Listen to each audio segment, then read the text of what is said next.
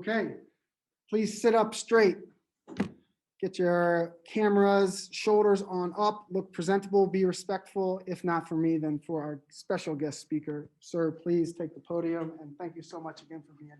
So question, for me to get picked up, should I just be standing in this general area? As long as you project in the vicinity of the laptop, Okay. you're good. But if you need to roam and look Got it. back, that's totally fine. Okay. Yeah. Good morning, everybody, and thanks for having me. I'm happy to be here. You probably have looked through the bio, but I just want to go over a little bit of what a Navy judge advocate is so you can understand my experience and what I'm talking about. So Navy judge advocates are uniformed attorneys and naval officers at the same time. And they do things like prosecute and defend people at courts martial.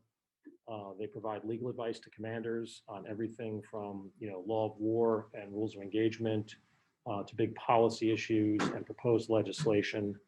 And the good thing about Navy judge advocates, unlike judge advocates in the other services, is we actually get to command our own units and our own commands. So we have commands made up of judge advocates and paralegals, we call legalmen, and civilians. And at a certain point in your career, if you've done the right things and you kind of apply for it, you can go and be in charge of one of those commands. And so not only do we get to experience leadership by working for great leaders, but later on in your career, you get to practice leadership at a little bit higher level. So let me ask you, in your everyday life, what are some leaders that you come into contact with? Yes. Coaches. Okay, great. Teachers. Parents. Okay, those are three big ones. Any others? No. Who's the highest ranking? Okay. So within your own core, you have leadership opportunities and responsibilities. So we're all kind of students of leadership, right, throughout our entire life, and we all get to practice leadership. We lead as teammates, we lead as classmates, you lead in the cadet corps. And I'm going to talk to you about my kind of leadership experiences for 26 years in the Navy, mostly working for some pretty outstanding leaders. But first, I think some of the best leadership lessons I learned were frankly working for bad leaders, right? Because those stick pretty close to you. And I'll talk to you about a few of them. One officer I worked for was a commanding officer of an aircraft carrier, right? It's a big job, about 5,000-6,000 people on the aircraft carrier, a lot of people. And I was the officer, I was called the discipline officer. And I was in charge of administering the discipline program for that carrier. Whenever people got in trouble, I kind of took those cases. I would brief them to the commanding officer who would make a decision and what to do. And this particular officer was kind of mean. I mean, for lack of a better word, he was mean. He would get angry at the slightest thing. He would throw things at me. So I'd be briefing him on cases, and he would take a stack of cases and just throw them across the room at me. I'd never been treated like this in my life. I'm a lawyer, I'm a naval officer, I'm excited to be in the Navy, and this is how I'm getting treated on a daily basis. And I felt horrible. I did not perform my best. I dreaded going to see him. I was very careful in what I said to him. I didn't want to have long conversations with him because I didn't know what was going to set him off. And I was not the only person who had experiences like that with him, right? So on a ship, the area is called the bridge, where people kind of go and steer the ship, right? And that's where the captain is and people who are steering the ship. And the atmosphere on the bridge was equally tense because he would yell and scream at everybody. And as a result, I mean, that ship had some pretty significant problems during his tenure. They went off course and actually ran into a sailing race course with an aircraft carrier. That's not a good thing.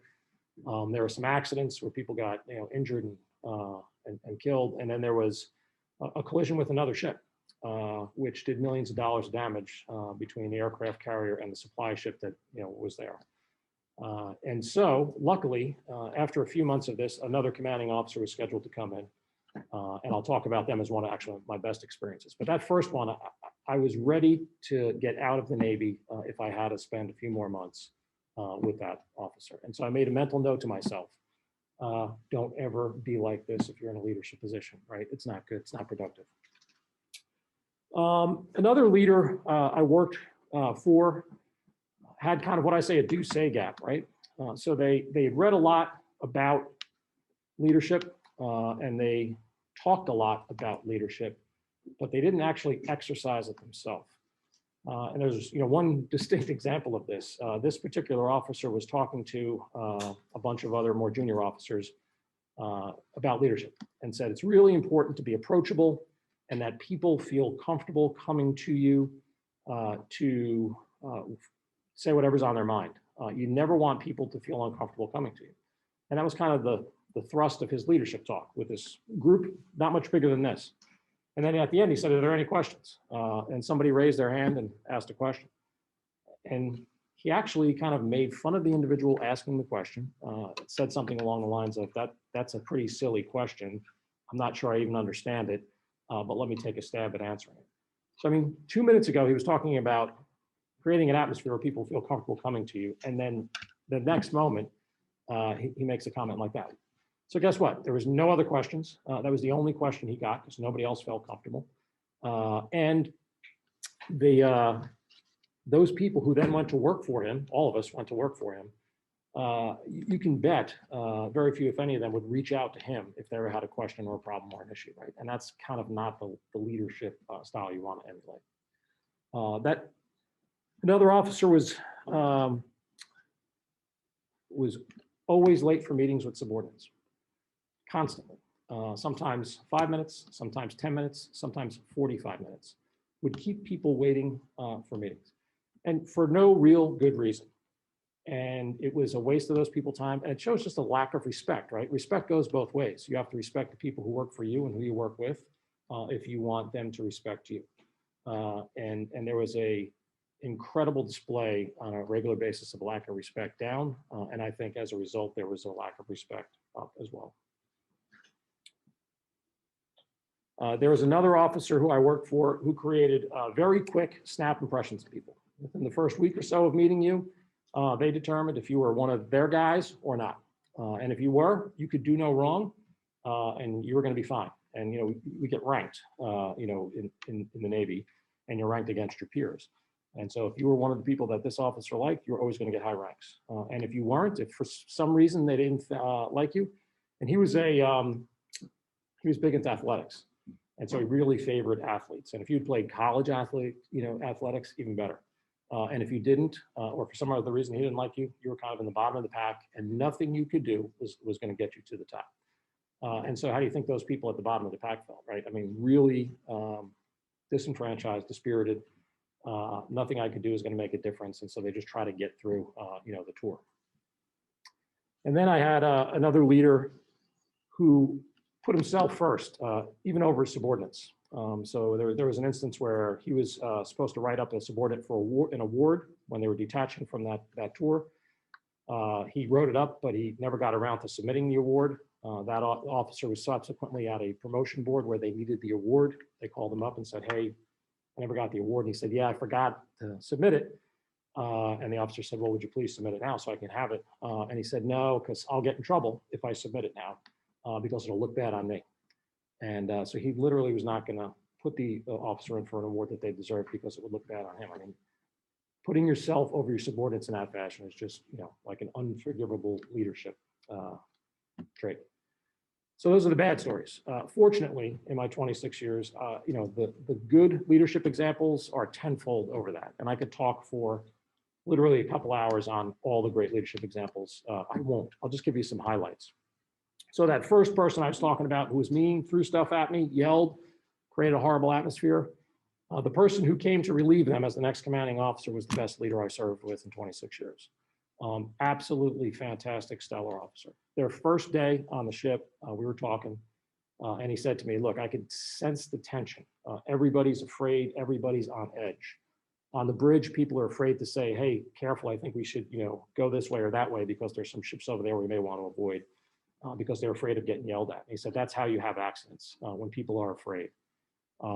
He also said it's important for me to show how much I care for the crew because the other commanding officer, when he would punish people, he would always give them the maximum punishment. There was no scale of punishment. And so this other officer actually wanted to get to know people. And if he was considering punishing somebody for an infraction, he would take into account everything, that was going on. Why did you do it? What were the circumstances? And only in the most serious cases would he give kind of the maximum punishment. One quick example of how to show how much he cared for his crew. The crew had to leave the ship and stay in hotels for a while because they were working on the areas where they used to sleep. And so this is several hundred at that point, sailors, maybe even 1,000, staying in local hotels. He had heard that the hotels were not nice and there were some problems with the conditions. And he'd asked a couple people in the chain of command, hey, please check on this, please check on this. He was assured everything was okay, but he still had a suspicion that he wasn't getting the true story. So he took off his uniform at the end of work one day, got on a bus and went down to the hotel where many of the sailors were staying, checked himself in to get a room to see for himself. And he came back the next day, called me in his office and said, I need you to look at this contract because I'm going to break it. I'm pulling all the sailors out this morning from those hotels. It was a very expensive contract, like an $800,000 contract. And he told me why. He said when he got there, he said the rooms were horrible. The walls were paper thin. He could hear everything going on in the room next to him. People were using drugs in and around the facility.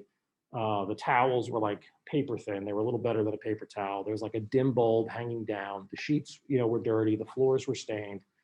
And he said, I would not put my family in this hotel. I wouldn't go stay there with my wife and my kids and my crew's my family. They're not staying in it one more day.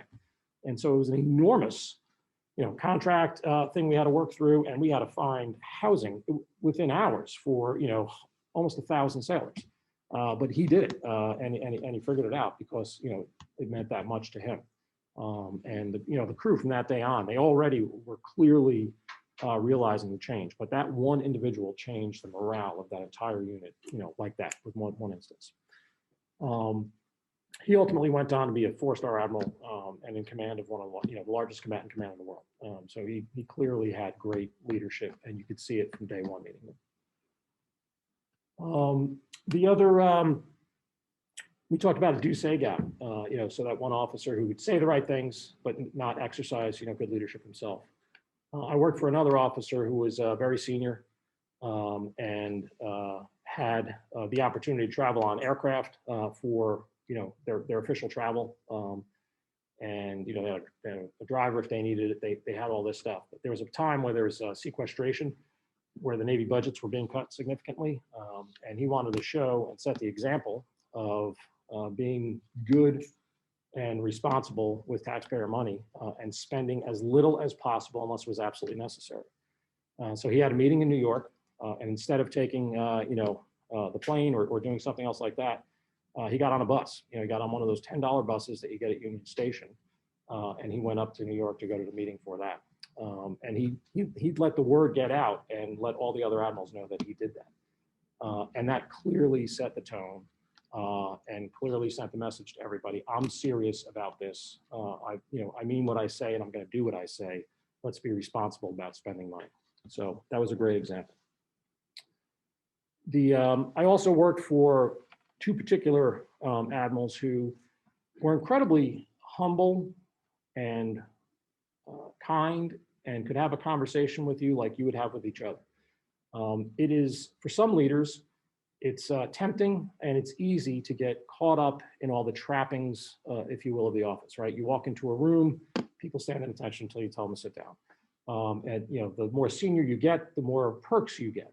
So some people have drivers, right? Some people have aides who make their travel schedules for them and open and close the doors.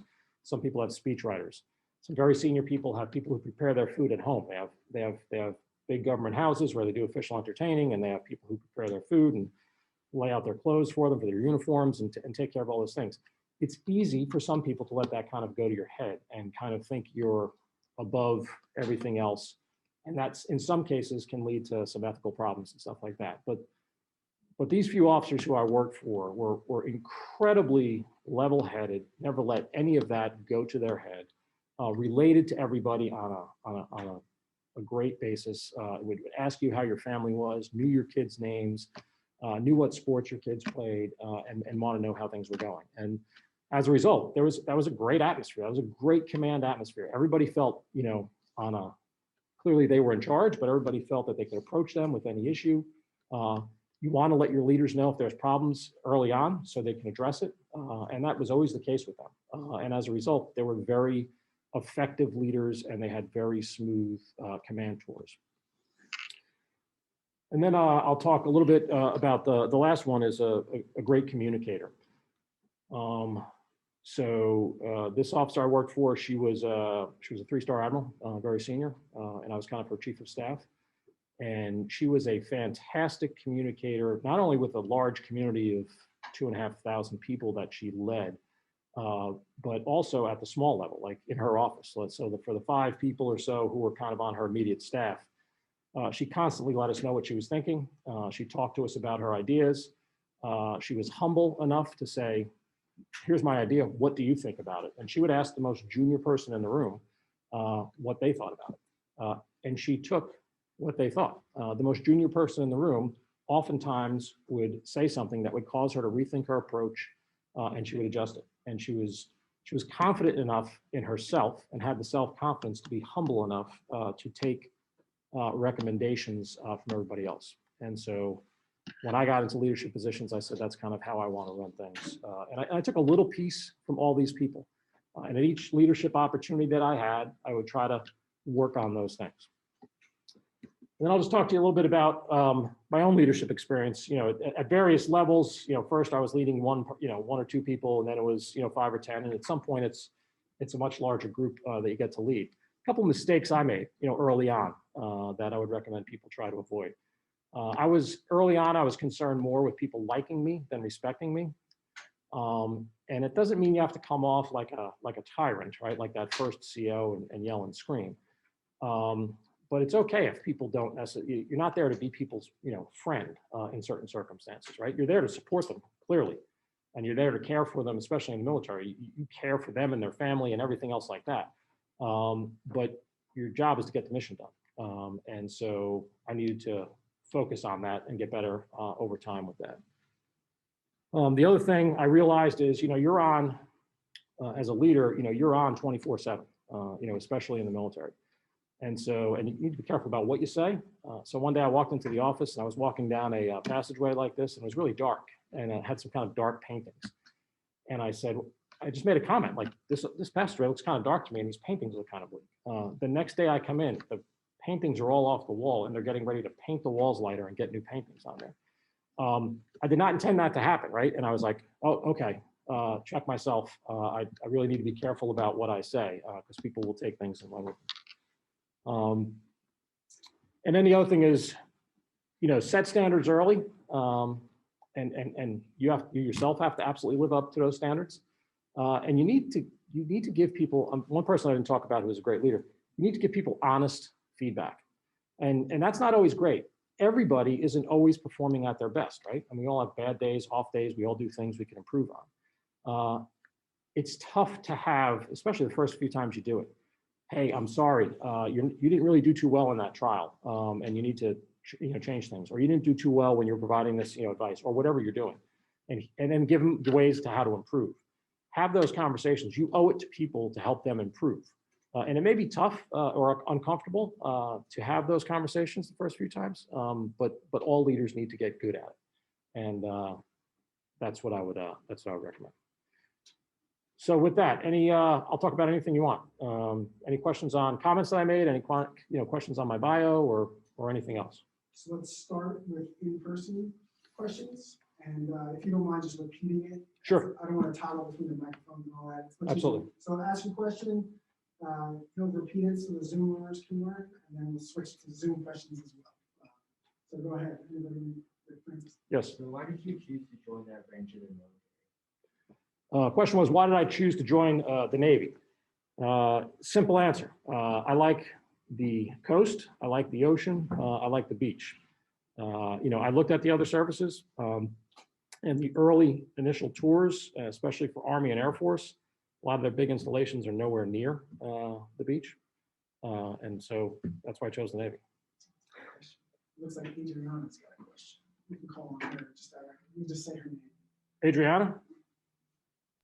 What was more appealing for you to be like an attorney in the Navy rather than just being like a regular attorney? Great question. I'll tell you, when I told my mother I was going into the Navy after 4 years of college and 3 years of law school, she cried. And that's not an exaggeration. She cried. She thought I was going to be a lawyer and kind of stay. I was from northern New Jersey, stay in the area and everything. I had always wanted to be in the military since I was a kid. I always kind of, we used to play war when I was a kid growing up. I seriously was considering applying to one of the military academies in high school. My parents convinced me otherwise. I went to college, and then I was unable to do ROTC. I was swimming in college at the time. It just wasn't going to work out.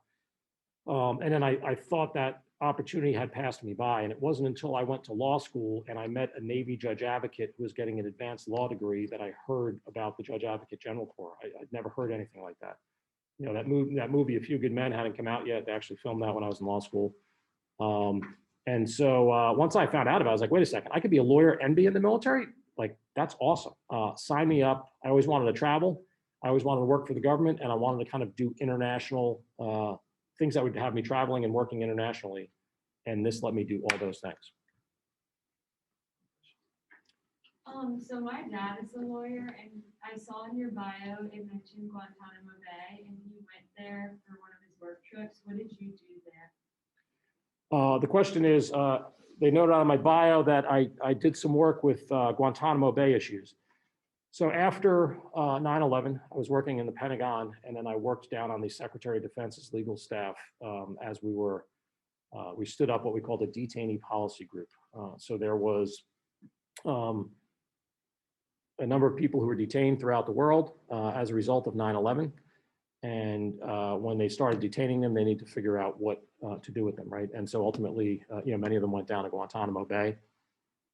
So I would help with some legal reviews on some of the issues, surrounding that.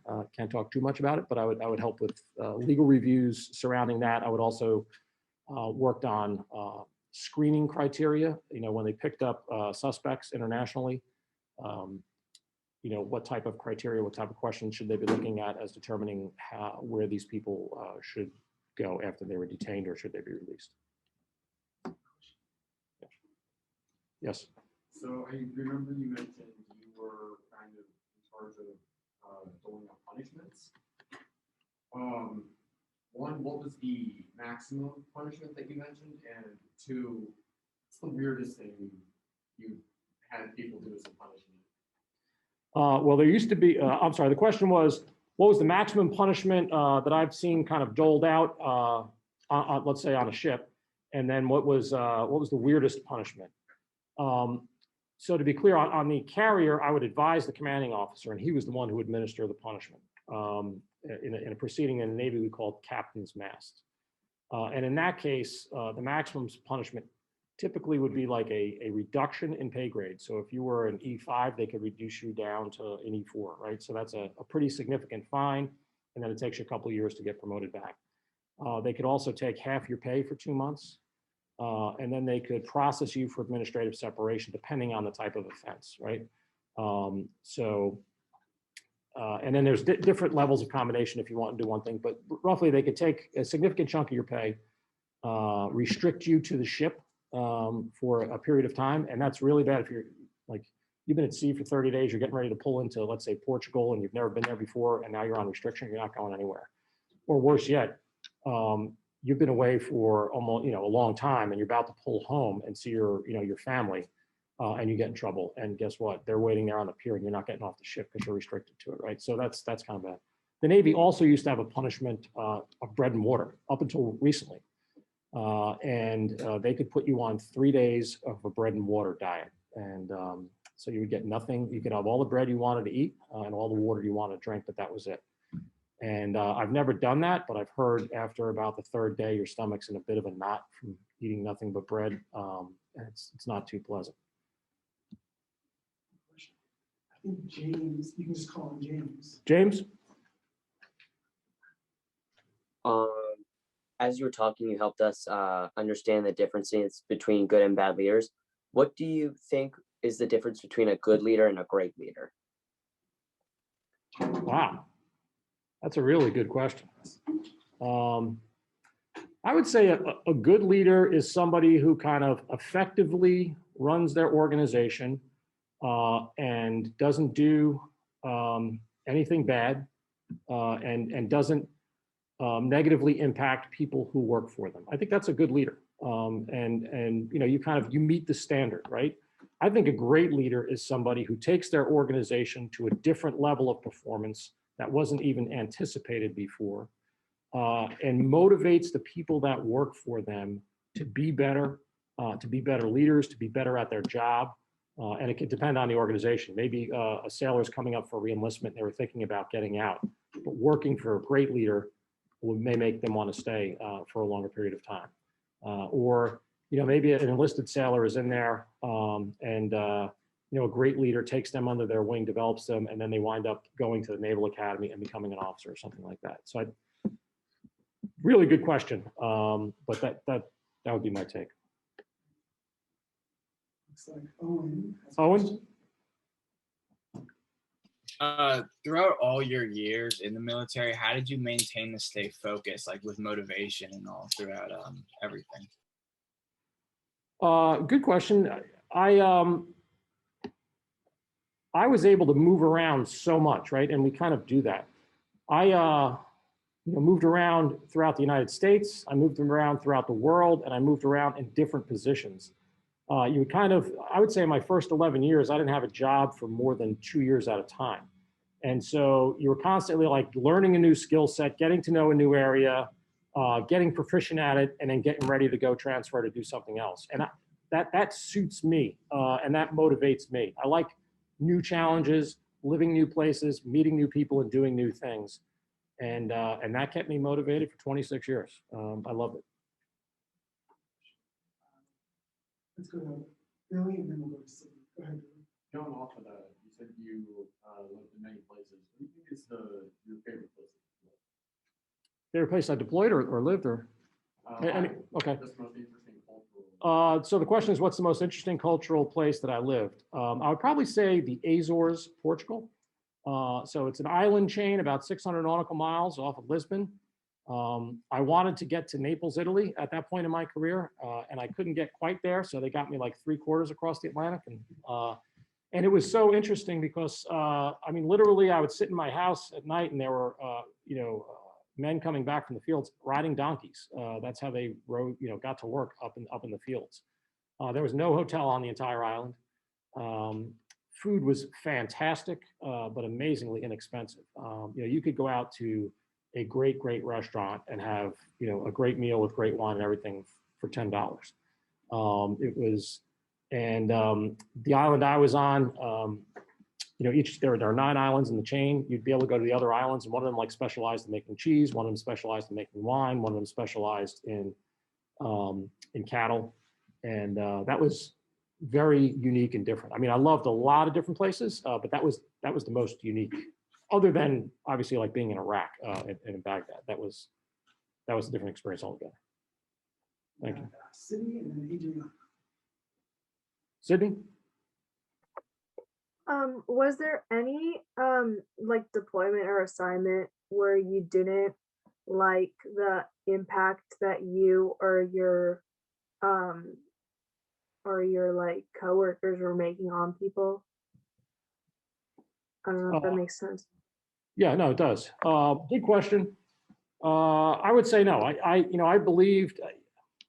I mean, I was kind of at the mindset. You know, senior people, the president, you know, other people make big level decisions, and it's our job to kind of execute them, right?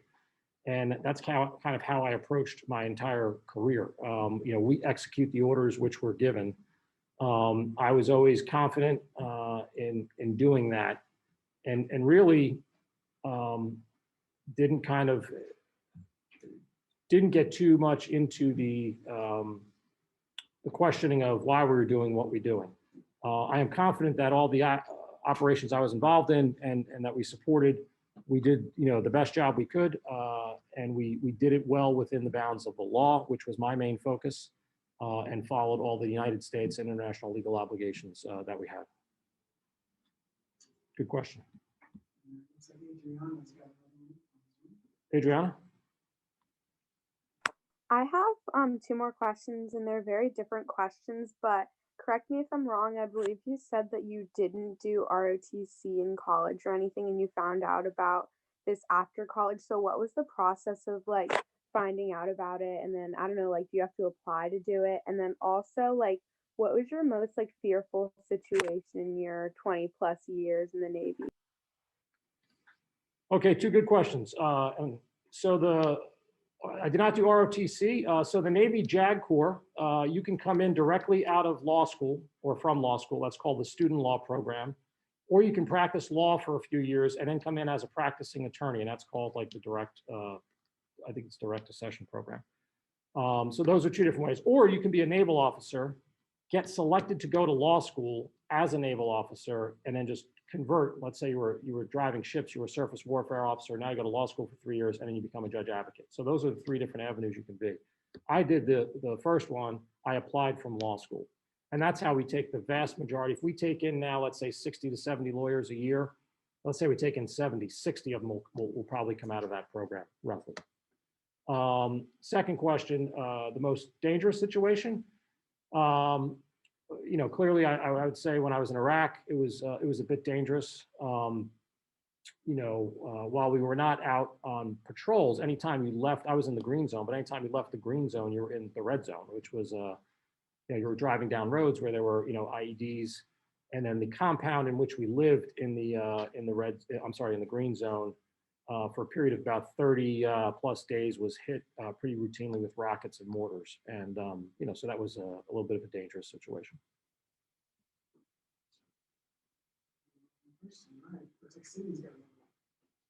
Sydney? Oh yeah, I don't know if it was in your bio or like if you said it earlier, but what years were you, or years or months were you deployed in Iraq? 2007 to 2008, kind of the height of the surge. So the fall of 2007 until through the spring of 2008. Yes. So you mentioned something about working at the Pentagon during 9/11. Was that experience really like impacting? So I was not at the Pentagon on 9/11 that actual day. I worked shortly thereafter there. That day, I was actually at a Navy base in Pensacola, Florida, watching the Blue Angels perform a practice run. And all of a sudden, they came back very quickly from their practice run and went into the hangars very quickly. And we knew something was weird. We then were locked down on the base for a while, because you may recall, I think the president was traveling in the area. They didn't know if he was going to be coming there. And then we had to drive, plan on flying home. We had to, drive home with our rental car from Florida. So, but I was not in the Pentagon that day. About 5 more minutes. I'm relying on in-person students, otherwise I would volunteer, as I always do. William, I know you've got a thoughtful question. So if you wanted to become like a regular lawyer, how would it be different than becoming a lawyer? To get there? Yeah. So same process. You go to law school and then take the bar exam, and then you're a lawyer. And you have to do the same thing with us, right? You have to pass a bar exam. You have to be licensed to practice law in one of the 50 states to work for the federal government, and that's what we do.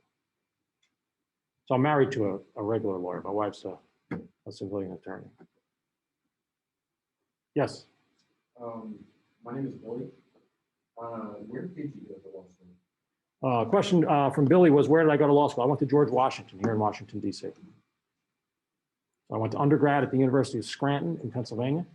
I went to law school here at GW in D.C. And it's really lucky. I was considering a lot of other schools, but GW, George Washington, the Navy JAG Corps sends a pretty significant number each year back for their advanced law degree, which is called their LLM. And that's how I found out about the JAG Corps. I ran into a student who was a judge advocate that was getting an advanced law degree. And if I had gone to some other school, I never would have heard about it. Yes. So what is the hardest part for your job? And what's the hardest part to do?